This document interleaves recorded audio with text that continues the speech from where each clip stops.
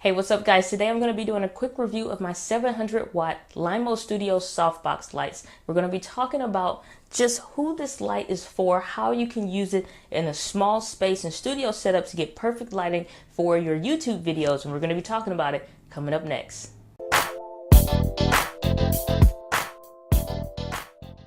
Hey, what's up guys? It's Diana here with Entree Women TV, helping transition your passion into the business that you love so you can create the side hustle that you want. And part of that is being able to create video marketing content around your business. And you're going to need some equipment. So today I'm going to be doing a quick review of my LimoStudio Softbox lights. So I've been wanting to do this video for quite some time. These are the lights that I have been using for over a year now or close to it, and they have never let me down. I've never even had to change the bulbs in it, and I'm going to be doing some just looks at how you can get this kind of same lighting that I set up for this particular shot as well as my studio shot, and just how these softbox lights work and how you can use them and get some really good lighting at an affordable price. So I love these actual LimoStudio softbox lights. There are a lot of different options that you can get. They have where they have just the one bulb like this one has in the middle of it, or you can have one that has 3 or 4 depending on what strength that you need. But this is a pretty simple setup. It won't take long to go through. So let's talk about the softbox lights.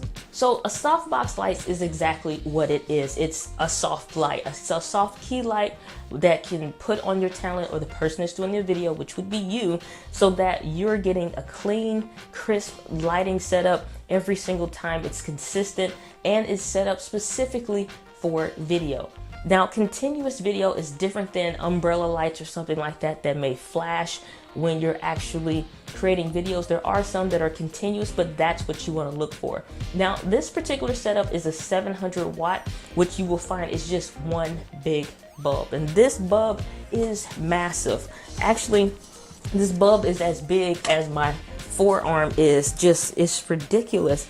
But this bulb is super energy efficient. It will go into this standard plug and outlet that you have here, but this is the bulb that you're going to be using when it comes to this particular setup, and it will come in a huge box with padding and all kinds of stuff. But this is a super clutch light to have, and it provides a daylight balance, so you're not going to get a tungsten lighting or that warm and yellow lighting, but it's going to be powerful enough that you can use to maybe take pictures with if you need it to, like I'll do for thumbnails and the occasional videos that I need to make. And you can also use this for your YouTube videos and anything that you're doing for video marketing.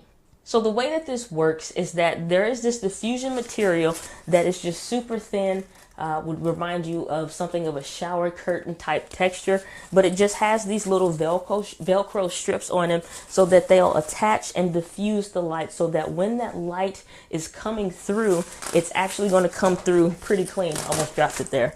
But it has this silver-like material as well. Again, it's not very heavy, but it is super lightweight and it just works. It's a foldable material so that you can break this down, take it with you on the go if you need it to, or leave them set up. But it has this silver reflective material. It doesn't heat up. I've never had any issues with it overheating or the light blowing out or just anything was flickering or anything like that. And so that material just further gives you an even light, even though it's only one huge bulb, even though you have other ones that'll have like 3 or whatever. This one just has one, and it really just creates one big white box of light. Now this box will actually break down. All you have to do is pull on this on the inside, and then it folds down, and then it's just this. You can take this hood portion off of the actual stand, and the stand is just literally a light stand where you can take this off. It comes off super easy. It's just these big plastic screws, and then you can fold this up, take it on the go. They even have their own carrying sleeves that you can put this in, and this just works. Another great thing that I really love about these little light stands is that it comes with a screw mount on there. You can make it adjustable so that you can use it for other things like ball heads that will go on a tripod, and put it on there and use it for other things, other different lights, angle them better, or whatever the case may be. But it also gives you a solid stand that you can take on the go. It folds up nice and easy, and you don't really have anything to worry about. So the way that you can go about actually setting this up, if you decide to purchase this particular setup, is that it'll be closed down just like this, pretty much like an umbrella would be, but you'll open it up. It has these particular lines inside of them, much like a tent would, that'll pop it up open.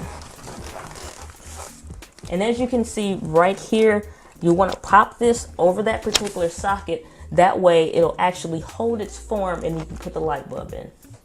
So once you have it actually just popped in and it's extended fully the way that it's supposed to, all you have to do is screw this in, and it takes all of a second, and then you'll feel it tighten just like a normal bulb. I wouldn't over tighten it.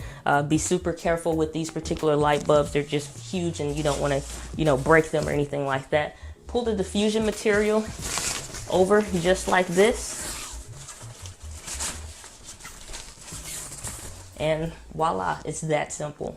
What are some of the issues that can come up with using softbox lights or this particular setup? Well, the reason why I have my hand back here is because I have this one at about my height, or a little bit taller than me actually. And if I let it go, right now it's holding, but it's slowly starting to seep down, and it's just not super sturdy. So it is a cheaper, little bit of a plastic metally material, but over time I've found that these don't hold up as best as maybe some of the other ones that cost a little bit more. Could just be a bogus stand that I have. They're easily replaced on Amazon.com. But the thing is that this can slide down super easy, and like you saw there, it doesn't take much, a simple touch, and then it comes down, where it's supposed to use a clamp and not do that. But this one stays at this height for the reasons that I needed in this particular studio. But that's an issue that I've seen to be with this particular setup. Other than that, I haven't had any issues with these softbox lights. Now I actually have a small studio setup, but I'm going to show you how to actually get these lights how I get these lights to set up this particular studio shot. So I'll take one, angle it over here just in one corner of the room just to light myself, and then I will come on the other side of this little set that I have over here and angle the other light. And I'm gonna grab this camera, so excuse the handheldness and all that good jazz. So what you'll see is that I have one set up right here where it's kind of angled over here in this corner, and then the other one I have set up over here. And what will happen is that you'll get this angled lighting, and if I step all the way back, you may be able to see it, but again, it's just this really small space, and you can kind of see how I have that set up there so that they both will angle. And if I come over here, let me get this little corner popped in and cut this light on, then I'll have proper lighting for this entire area. So that's how I get this actual lighting set up every single time. If I don't want as much light, I can cut the ceiling light off that I also have set to a daylight light bulb, so that it also gives that clean white lighting. Or I can angle one towards the wall and bounce light back off. So there are a lot of different variations with angles as far as what you need to bounce light off a wall or a board or something like that to kind of get the look that you want. But this is how I get the particular lighting for my little studio setup. Only one other problem that I have with these softbox lights is that the cord is awfully short. I mean, compared to as tall as they would get, they aren't long enough to really stretch from like if you extend it as high as it can go, the cord is barely going to, touch the ground, or if that. So you're going to want to get some extension cords to make sure that you can get across the room, or just as you fully extend it, then you don't have that issue. And I only had an issue with the one actual light stand that doesn't hold the tension like it's supposed to. And so I have to be careful if I'm setting it up very high, because otherwise it'll start to kind of drift down a little bit. Again, I don't know if that's just my particular set that I got, but it's never been an issue for me, just with the different angling. If that one needs to be lower, then I let that particular light be the lower one and the other one be the higher lightings, just to make sure I get the correct just balance of lighting on my face. So, question of the day. What kind of lighting setup are you using in your videos? Are you maybe sitting across from a window and just catching the beautiful daylight?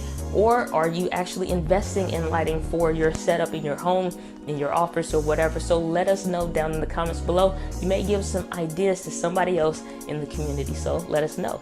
But thanks for checking out today's video. Definitely consider subscribing if you want more video marketing and tech tips just like we did today. But I also do personal development tips as well as small business marketing tips as well. So if that's something up your alley, hit that subscribe button. But as always, my friends, live with passion, and I will see you guys on the next video.